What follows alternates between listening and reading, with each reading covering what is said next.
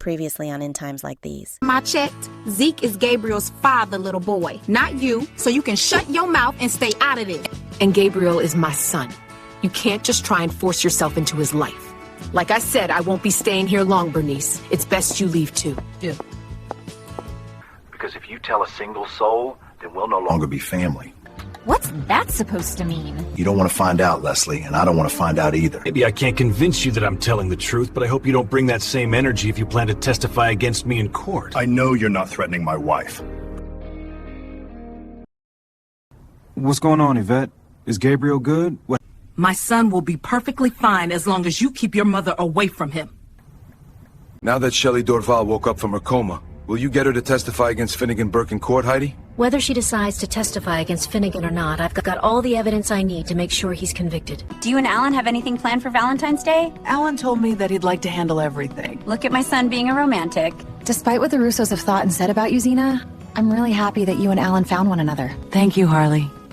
I really mean it when I say that Alan is much more special in my life than I ever thought he would be. Zena July. It's really nice to see you. Oh, welcome home, Shelley.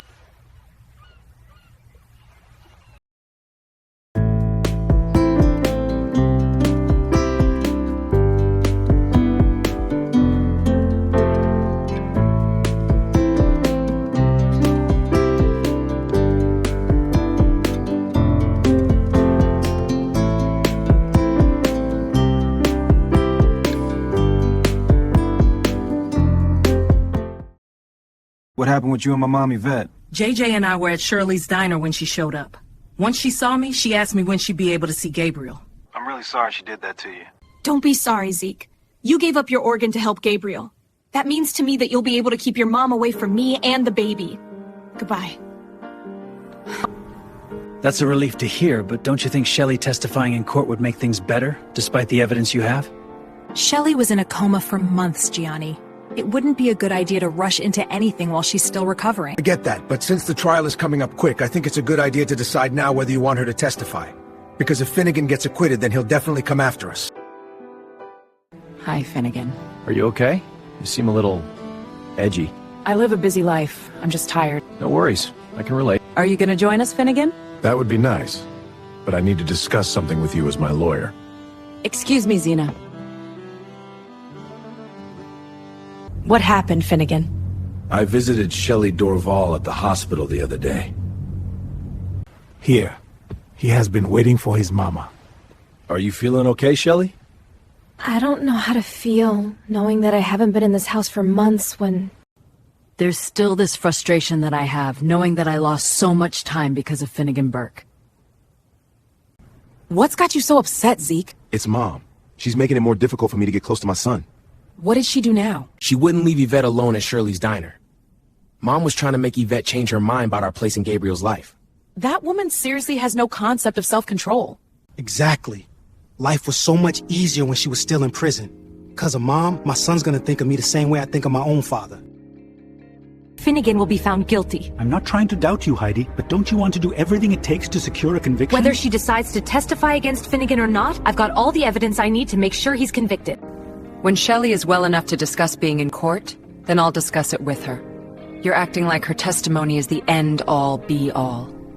Maybe it is. She was in a coma for months, and the house fire wasn't an accident. It could make the jury realize how dangerous Finnegan Burke truly is. Are you truly that threatened by him? Not one bit. But I don't have the energy to juggle blocking an attack by Finnegan while making sure that Alan runs Russo Jewelers smoothly. Why didn't you come to me before you made that choice, Finnegan? I wanted to see whether Shelley had the strength to testify against me when my court date arrived. There is bad blood between you and the Dorvals. Seeing you wouldn't keep her away from court. Most of all, your actions have only made things more difficult for me since Jeremiah already thinks you're responsible for the house fire. Don't let that man ruin this special day. Poppy's right, Shelley. This family has prayed for months to see you back home again. And I'm thankful that God answered your prayers. But now I have a prayer request of my own. And that is to see Finnegan get justice for the pain he caused you all for all of these months. You're nothing like Virgil. Maybe I'm worse. I'm still in town, and my son barely even knows me.